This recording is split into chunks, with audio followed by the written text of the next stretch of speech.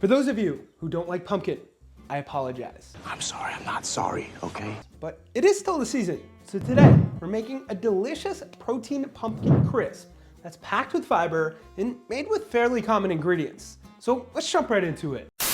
P.S. Tomorrow's Thanksgiving, so I wanted to wish you all a happy Thanksgiving. And remember, calories don't count today. I've gained 45 pounds in a week. Also, drop your favorite thing to eat on Thanksgiving in the comments below. Me, I'm going with a turkey, stuffing, and gravy combination bite. Start this one with a large mixing bowl for your first layer.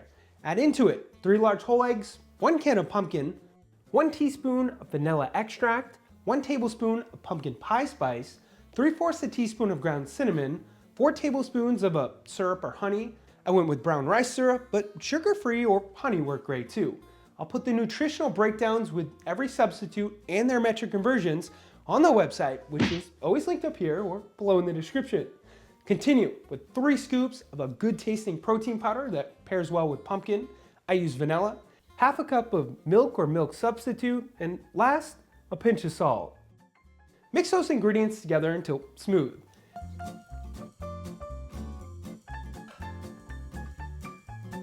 Next, take out another mixing bowl for your crumble topping.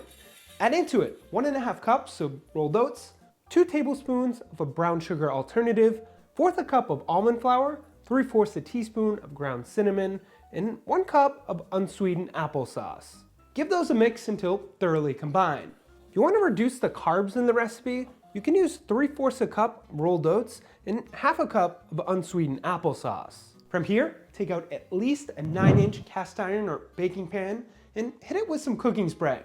Pour in your first layer mix, then follow that up by dropping on your crumble mix. I use my hands to do this. Last, and this is completely optional, but for both flavor and texture, I like to top it with 1/4 a cup of some crushed up pecans. Put that into the oven on 350 for around 30 to 35 minutes, or until your edges start to turn golden brown. In the end, it should look like this.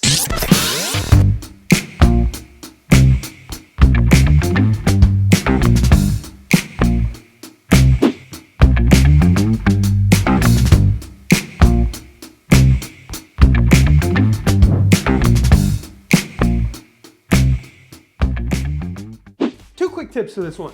Number 1, store it in the fridge and it should last around 4 to 5 days. And number 2, I usually eat this one cold, but if you want to heat it up, it tastes great that way too. Pro tip, and if your macros will allow for it, top it with some vanilla frozen yogurt or whipped cream.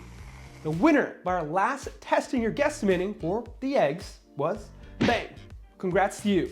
For this week's testing or guesstimating, we're gonna go with this many pecans. Guess how much you think they weigh in grams. The first one closest to it will win either a shirt or shaker. 1 guess per person. With that said, thank you for watching. Hit that thumbs up button if you like this one. Subscribe if you haven't already, so you never miss a recipe. Don't forget to check out theproteinchef.co for all your healthy recipe needs. And of course, stay healthy.